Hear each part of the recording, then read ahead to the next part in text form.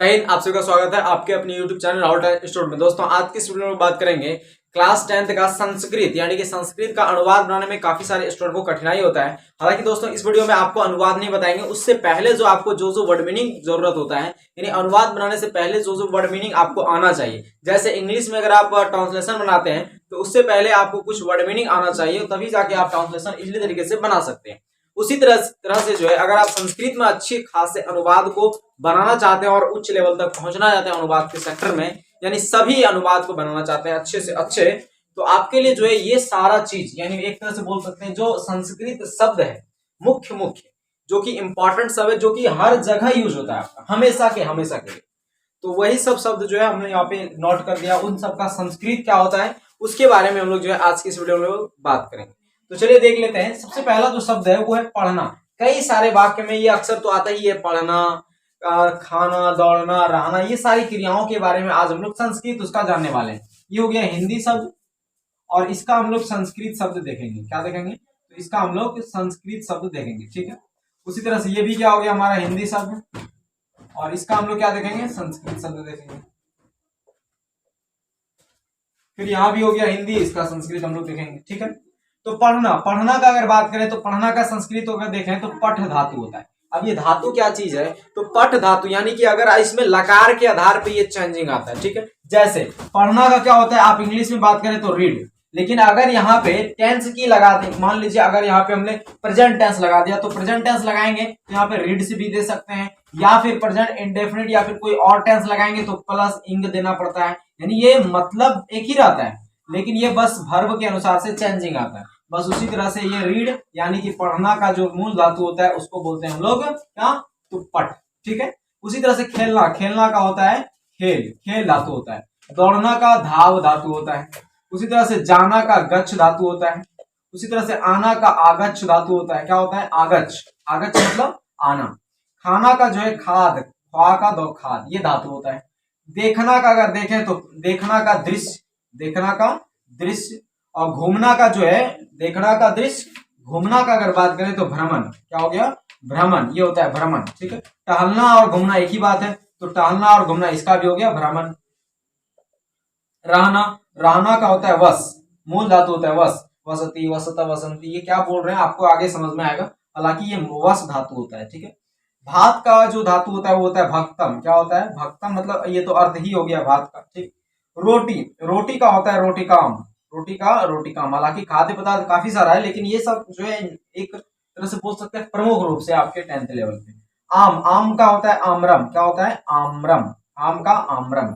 गांव का होता है ग्रामम, गांव का ग्राम। उसी तरह से आप बात करें, अगला है आपका शहर। तो शहर का संस्कृत जो होता है वो होता है नगरा। क्या होता है? नगरा। देश का अगर बात करें तो देश का क्या होता है? देश। चोर का देखिए संस्कृत यहाँ पे हमने लिख दिया है, चोर का होता है चौरह। खरीदना का जो होता है वो होता है क्रीड़ा। क्या होता है? क्रीड़ा, खरीदना का क्रीड़ा। नाचना का अगर बात करें तो होता है संस्कृत नृत्य। क्या होता है? नृत्य।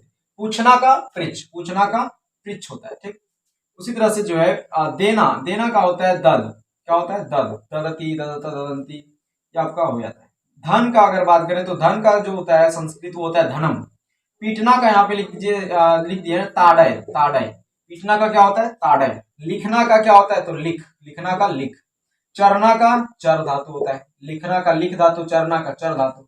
उसी तरह से अब अगला देखते हैं हम लोग यहाँ का होता है अत्र। क्या होता है? यहाँ का अत्र, वहां का तत्र, यहाँ का अत्र, वहां का तत्र, और कहाँ का क्या हो जाएगा? तो पुत्र होता है, कहाँ का?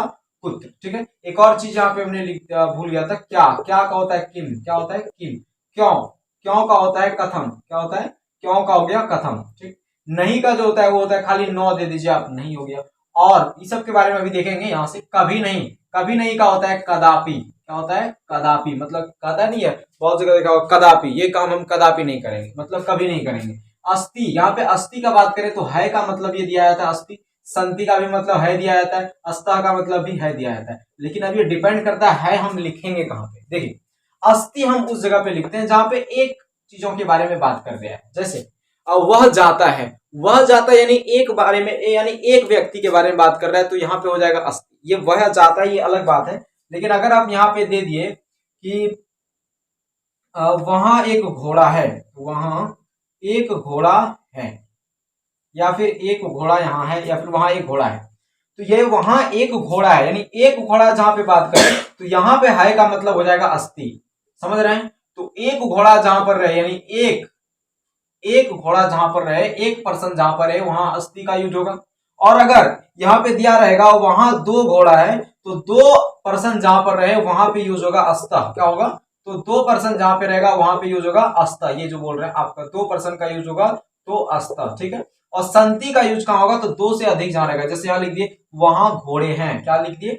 वहां घोड़े हैं, मतलब बहुत सारा घोड़ा है वहां पे। तो ये जो है क्या हो जाएगा? अन्य पर्सन के लिए, यानी कि बहुत सारा, दो से अधिक पर्सन के लिए अनेक, यहाँ पे लिख देते हैं अनेक पर्सन रहे तो वहां पे है का मतलब हम लोग संति लिखते हैं। बाकी आगे अनुवाद बनाएंगे तो और अच्छा से आपको इसी तरीके से समझा नहीं। ठीक है।